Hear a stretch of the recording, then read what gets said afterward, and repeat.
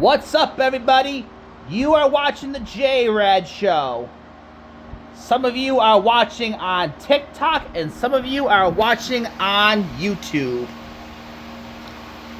It's been quiet when it comes to sports, but Shope and the Bulldog were talking about the Bills and Sabres playoff droughts, and they're talking about what was the highest moments of the Bills and Sabres franchises, and what was the lowest moments. Starting with the Bills. Your nominees are the AFL era of the AFL championships of the mid-60s, the 4 straight Super Bowls in the early 90s, and then the current Josh Allen era.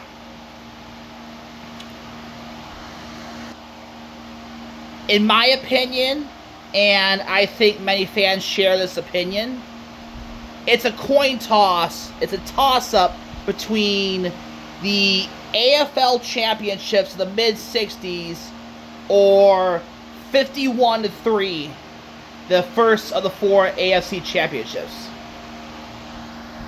It really depends how much you value the AFL pre-Super Bowl championships. Honorable mentions are the comeback game, 1993 versus Houston,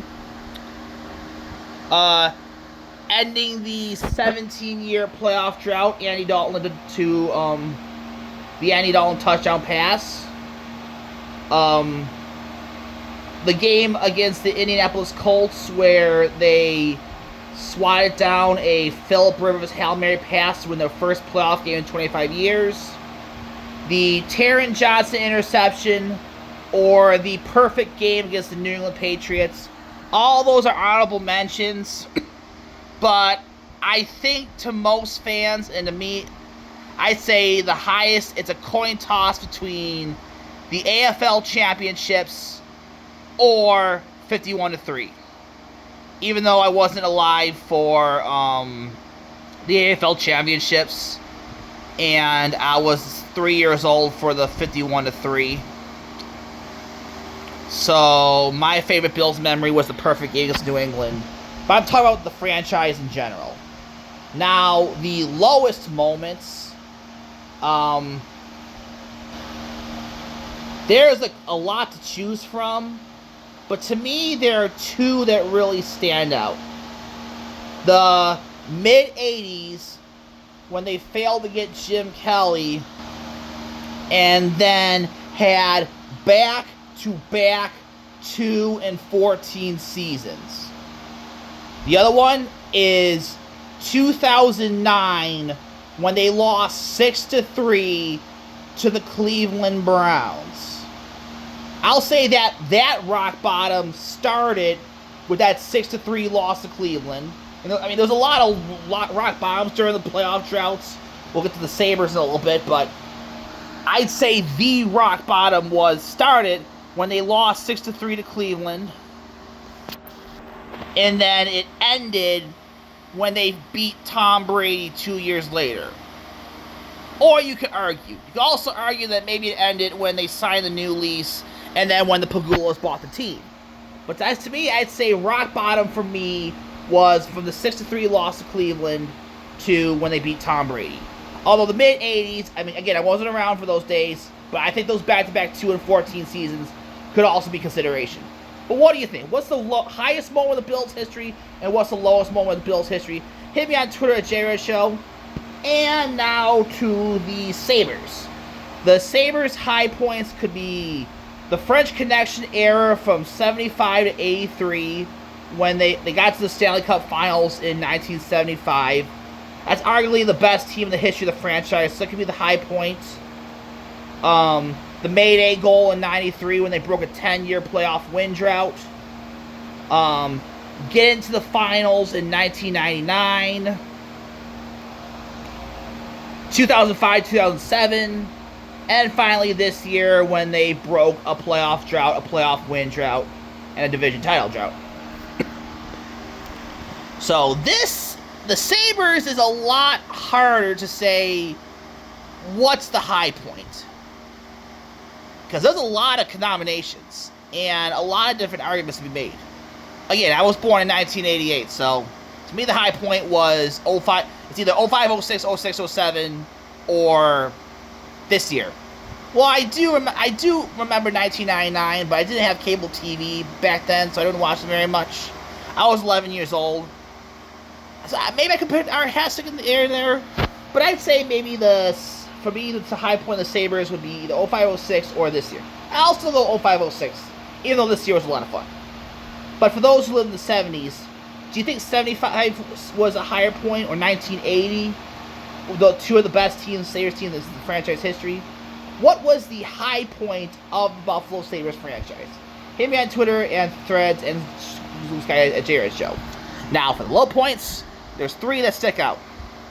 The early 2000s, the Adelphia scandal, their owner John Regis going to jail when they were owned by the NHL. I think that's likely the low point. Although the Sabres just recently broke an NHL record 15-year-long playoff drought. And there's a lot of moments from that playoff drought you can consider to be the low point. Mike Schopp mentioned 17-18 with Jason Botterill. That was pretty bad. And there's a lot of moments from the playoff drought that's bad. But there's two moments from the playoff drought that I think you can consider to be rock bottom. The 18-game losing streak during the COVID-19 pandemic with Ralph Krueger and that disaster. Well, I think that rock bottom, you can say, started when the Pagulas cut the scouting department. They hired Kevin Adams. And, yeah. I mean, Schopp says Botterill is rock bottom. Adams got us to a lower rock bottom than Botterill ever did. That right there. Or the 13-game losing streak, where he mentions that, oh, no one wants to come here because of palm trees and high taxes. I don't know what Schopp's talking about. How is 17-18 worse than the three moments I had here? The bankruptcy years, the 18-game losing streak during COVID, and then the 13-game losing streak, high taxes and no palm trees. Yeah. They're winless streaks, blah blah. They're losing streaks to me. I'd say the low point is still the John Regis debacle. Second lowest point, it honestly depends on how. As of now, I'm going to say the 18-game losing streak because it was during the COVID-19 pandemic. However, if Owen Power becomes an elite defenseman, if he continues this improved play from what we've seen from last year, I will change my mind and say the palm trees argument was the second low point of the Sabres franchise. But what do you think? What are the high points and the low points of the Buffalo Sabres franchise? Hit me on Twitter at JRed Show, and Threads and JRed Show, and Blue Sky JRed Show, and I'll see you later.